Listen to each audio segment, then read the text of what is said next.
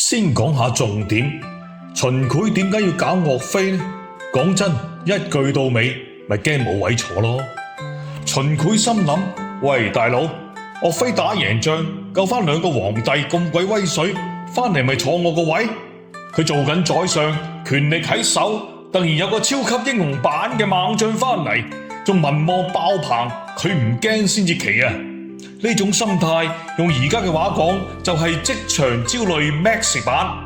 如果岳飛真係打贏金兵，贏翻徽宗欽宗翻嚟，咁邊個嘅功勞最大啊？當然係岳飛啦。到時成個朝廷都話岳將軍 YYDS 永遠的神啊！秦檜心入面即刻出現紅色警報，我份工咪凍過水。再加埋皇帝高宗呢位仁兄都係心裏面有鬼。欽宗係佢哥哥，如果哥哥翻嚟，皇位點算啊？到時可能要兄弟情深，但實際係我將龍椅拜拜啦。所以高宗都係唔想哥哥翻嚟，結果兩個自私鬼一拍即合，你驚冇位坐，我驚丟皇位 ，perfect match。不過係黑暗版本啫。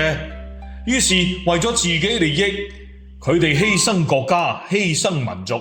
犧牲全體百姓，連金人都忍唔住吐槽：你哋自己拆自己嘅萬里長城，咁都得？殺岳飛就真係等於自毀長城。而家講就係自爆式操作，史詩級翻車。講翻秦檜七世豬身呢單嘢，傳說清朝有人劏豬，喺豬肚皮下見到字秦檜七世身。哇！呢個真係歷史級彩蛋啊！意思係咩啊？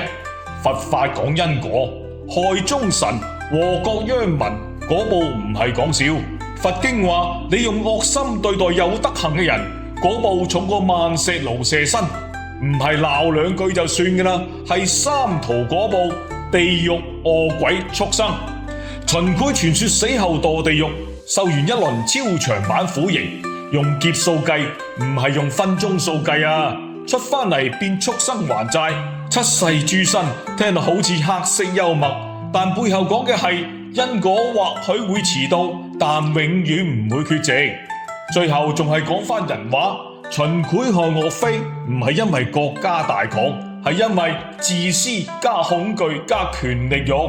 高宗都係一樣，為咗張龍椅唔理江山社稷，結果國家大傷元氣，忠臣冤死。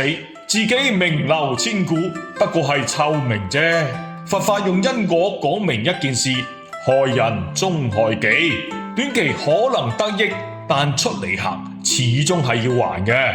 所以做人唔好因為驚失去而做錯事。權位會換人坐，但因果永遠唔會換人受㗎。講到尾一句，做人可以精明，但唔好精到冇良心，否則歷史會記低你，因果亦都會記住你㗎。